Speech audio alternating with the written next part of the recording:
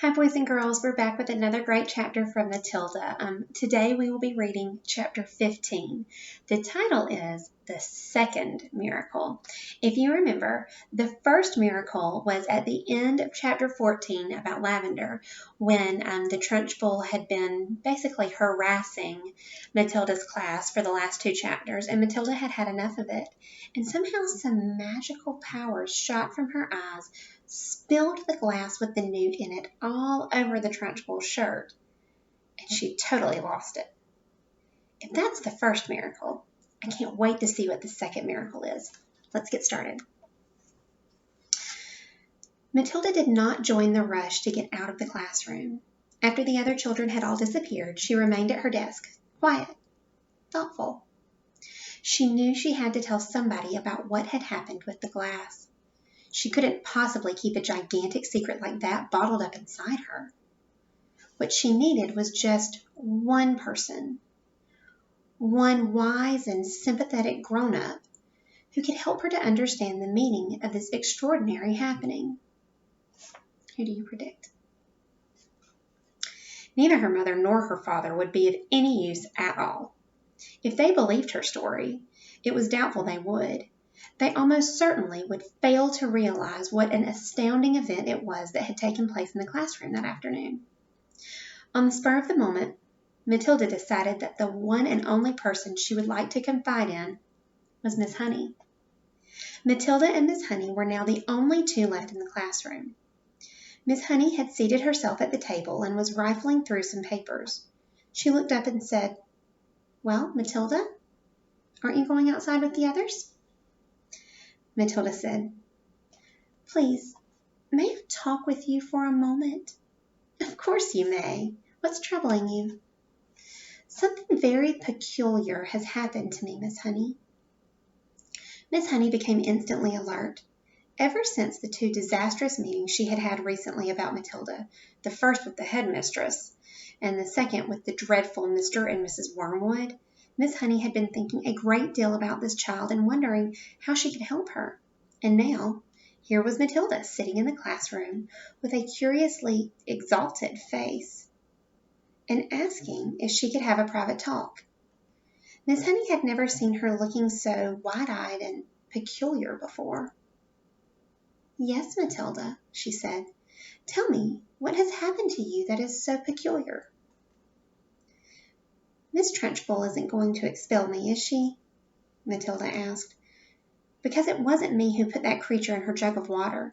I promise it wasn't." "I know it wasn't you," Miss Honey said.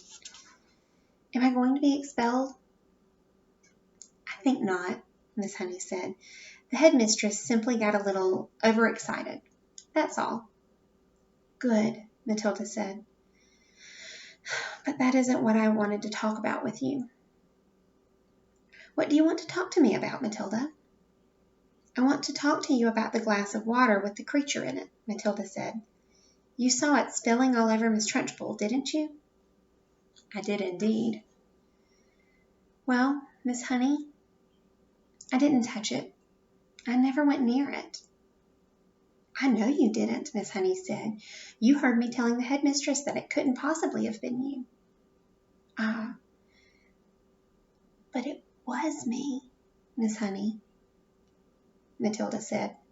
"That's exactly what I want to talk to you about." Miss Honey paused and looked carefully at the child.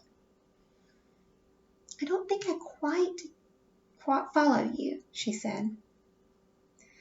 "I got so angry at being accused of something I hadn't done that I made it happen." "You made what happen, Matilda?" "I made the glass tip over." "I still don't quite understand what you mean," Miss Honey said gently. "I did it with my eyes," Matilda said. "I was staring at it and wishing it to tip, and then my eyes went all hot and funny, and some sort of power came out of them, and the glass just toppled over." Miss Honey continued to look steadily at Matilda through her steel-rimmed spectacles, and Matilda looked back at her just as steadily. "I'm still not following you," Miss Honey said. "Do you mean You actually willed the glass to tip over? Yes, Matilda said, with my eyes. Miss Honey was silent for a moment. She did not think Matilda was meaning to tell a lie. It was more likely that she was simply allowing her vivid imagination to run away with her. You mean you were sitting where you are now, and you told the glass to topple over, and it did? Something like that, Miss Honey, yes. If you did that, then it is just about the greatest miracle a person has ever performed since the time of Jesus. I did it, Miss Honey. It is extraordinary, though, Miss Honey thought, how often small children have flights of fancy like this. She decided to put an end to it as gently as possible. Could you do it again? She asked, not unkindly. I don't know, Matilda said, but I think I might be able to. Miss Honey moved the now empty glass to the middle of the table. Should I put water in it? She asked, smiling a little. I don't think that matters, Matilda answered. Very well, then. Go ahead and tip it over. It may take some time. Take all the time that you want, Miss Honey said. I'm in no hurry. Matilda, sitting in the second row, about 10 feet away from Miss Honey, put her elbows on the desk and cupped her face with her hands. And this time, she gave the order right away at the beginning. Tip, glass, tip, she ordered.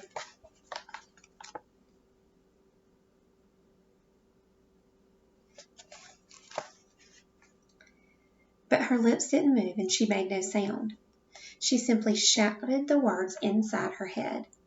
And now she concentrated the whole of her mind and her brain and her will up into her eyes, and once again, but much more quickly than before, she felt the electricity gathering and the power was beginning to surge, and the hotness was coming into her eyeballs, and then the millions of tiny invisible arms with hands on them were shooting out towards the glass, and without making any sound at all, she kept on shouting inside her head for the glass to go over. She saw it wobble.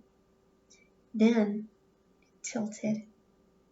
Then it toppled right over and fell with a tinkle on the top of the table, not 12 inches from Miss Honey's folded arm.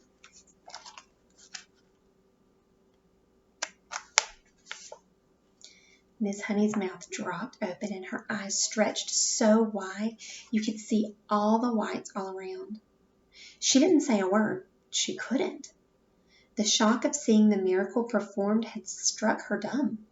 She gaped at the glass, well away from it now as though it might be a dangerous thing. Then slowly she lifted head and looked at Matilda. She saw the child white in the face, as white as paper, trembling all over. Her eyes were glazed, staring straight ahead and seeing nothing. The whole face was transfigured, the eyes round and bright, and she was sitting there speechless, quite beautiful in a blaze of silence. Miss Honey waited, trembling a little herself and watching the child as she slowly stirred herself back into consciousness. And then suddenly, click, went her face into a look of almost seraphic calm. I'm all right, she said and smiled. I'm quite all right, Miss Honey, so please don't be alarmed. I would be alarmed. You seemed so far away, Miss Honey whispered, awestruck. Oh, I was flying past the stars on silver wings, said Matilda. It was wonderful.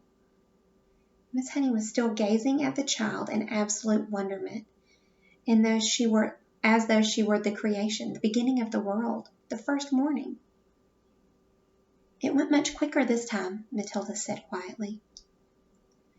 It's not possible, Miss Honey was gasping. I don't believe it. I simply don't believe it. She closed her eyes and kept them closed for quite a while, and when she opened them again, it seemed as though she had gathered herself together. Would you like to come back and have tea at my cottage? She asked. Oh, I would love to, Matilda said. Good. Gather up your things, and I'll meet you outside in a couple of minutes. You won't tell anyone about this thing that I do, Will you, Miss Honey? I wouldn't dream of it, Miss Honey said. Wow. Love to have powers like that, wouldn't you?